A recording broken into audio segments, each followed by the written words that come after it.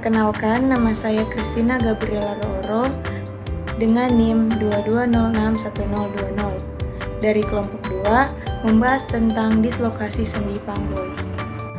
Baik, perkenalkan nama saya Febriani Ulmaya dengan NIM 22061056 dalam program studi ilmu keperawatan. Di sini saya akan menjelaskan pathway dislokasi sendi panggul. Perkenalkan, nama saya Imelda Marcelina Mole dengan NIM 22061003. Saya dari kelas A kelompok 2 yang membahas tentang pathoflow dislokasi sendi panggul. Perkenalkan, nama saya Marcela Aim dari kelas A kelompok 2 yang membahas pathoflow dislokasi sendi panggul. Halo semua, perkenalkan nama saya Jovita Trisara Langapa dengan NIM 22061002 akan membahas tentang dislokasi sendi panggul. Perkenalkan, nama saya Kasimi Wengkang, NIM 22061027 dari kelompok 2. Pada saat ini kelompok kami akan membahas tentang dislokasi sendi panggul. Dislokasi sendi panggul ini terjadi karena ada beberapa etiologi atau penyebab. Penyebab yang pertama ada cedera trauma terjatuh yang mengakibatkan benturan keras pada sendi. Benturan keras ini ketika cedera berolahraga, trauma akibat kecelakaan, atau terjatuh dari tangga atau terpleset yang mengakibatkan kompresi jaringan tulang terlepas dari mangkuk sendi.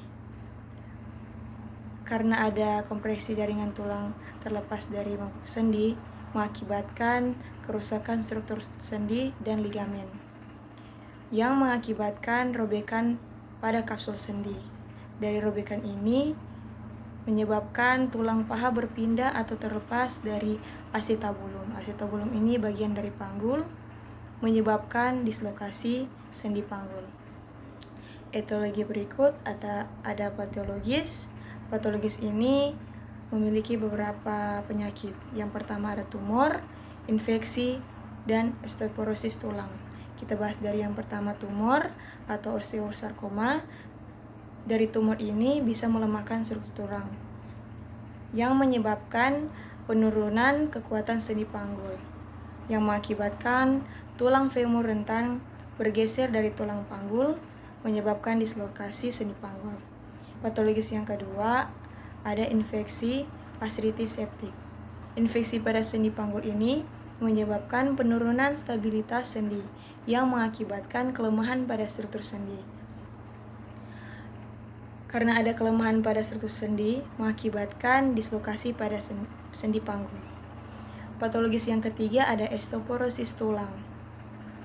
Osteoporosis tulang ini terjadi pada lansia dan wanita di masa menopause, yang mengakibatkan penurunan kepadatan dan kekuatan tulang, sehingga tulang mudah rapuh dan kestabilan sendi terganggu, yang akan mengakibatkan dislokasi sendi panggul. Genetik itu turun menjadi gen yang mempengaruhi pembentukan tulang, sendi, dan ligamen, sehingga dapat menjadi mutasi gen. Dan mutasi gen itu terjadi karena kelainan struktur tulang, sendi, dan ligamen, dan dapat menjadi tulang femur rentan yang bergeser dari acetabulum.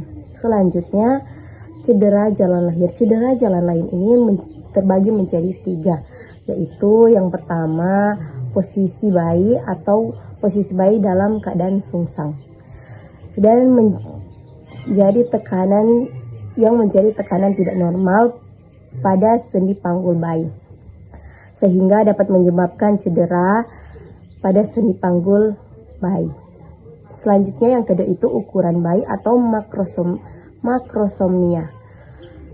Dapat terjadi tekanan berlebih pada sendi sehingga dapat mengakibatkan stabilitas sendi yang terganggu.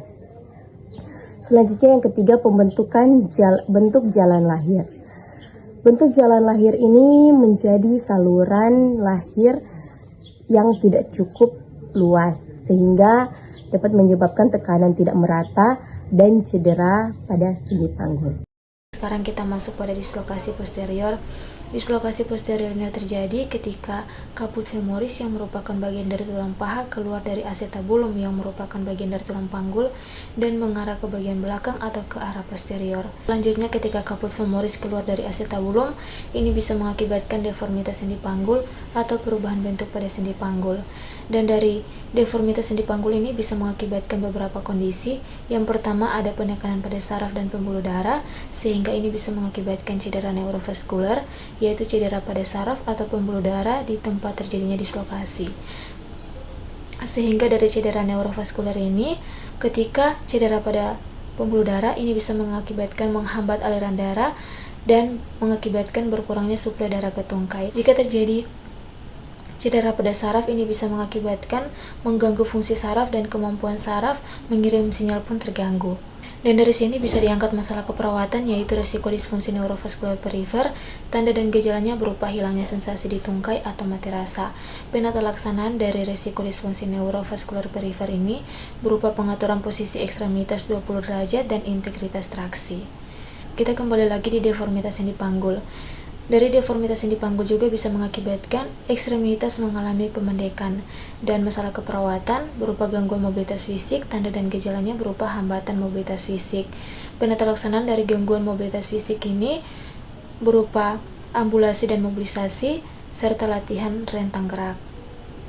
Selanjutnya, jika seseorang mengalami dislokasi posterior, ini bisa dilakukan penata laksanaannya berupa reduksi tertutup, yaitu non-operasi, dilakukan dengan manuver alis dan manuver Stimson untuk mengembalikan tulang ke posisi semula, serta setelah dilakukan reduksi tertutup diikuti dengan pemasangan skin traction.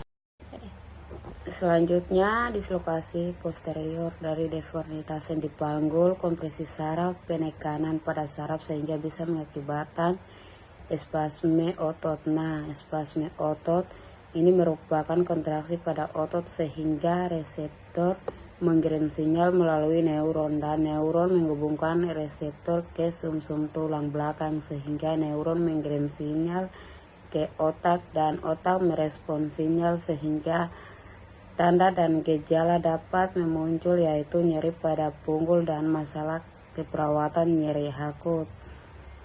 Nah, penata laksanaan nyeri akut, kompreksi dingin, teknik relaksasi, obat analgetik. Selanjutnya, dislokasi anterior. Dislokasi anterior adalah dislokasi yang terjadi ke arah depan. Adapun penata laksanaannya yaitu manuver reduksi tertutup atau prosedur non-bedah dan pemasangan skin traction atau pemasangan dengan perban dan pita perekat. Dislokasi anterior terjadi karena caput femoris didorong dengan paksa ke arah antero-inferior atau ke arah depan dan bawah, yang mengakibatkan caput femoris berpindah ke foramen obturatorium atau ke rongga obturatorium di panggul, yang dapat menyebabkan kaki berabduksi hampir membentuk sudut siku dan menimbulkan dampak berupa penekanan pada saraf dan pembuluh darah. Lalu terjadilah cedera neurovaskuler atau cedera pada saraf dan pembuluh darah yang mengakibatkan aliran darah berkurang ke area ekstremitas, dan dapat diangkat masalah keperawatan perfusi perifer tidak efektif dengan tanda dan gejala ekstremitas pucat dan dingin. Adapun penata laksanaannya yaitu pengaturan posisi ekstremitas setinggi 20 derajat bersamaan dengan integritas traksi yang bertujuan untuk meningkatkan perfusi perifer di ekstremitas. Cedera neurovaskuler juga mengakibatkan berkurangnya aliran darah ke jaringan tulang sehingga menimbulkan komplikasi berupa nekrosis avaskular atau kematian jaringan tulang akibat berkurangnya suplai darah ke jaringan tulang di ekstremitas.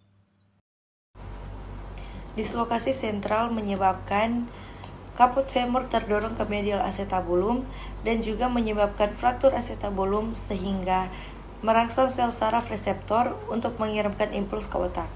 Dan ketika otak merespon, maka terjadilah tanda dan gejala sensasi nyeri. Selain itu, terjadi lecet dan memar pada bagian paha, sehingga diangkat 2 masalah keperawatan, yaitu gangguan integritas kulit dan juga risiko infeksi.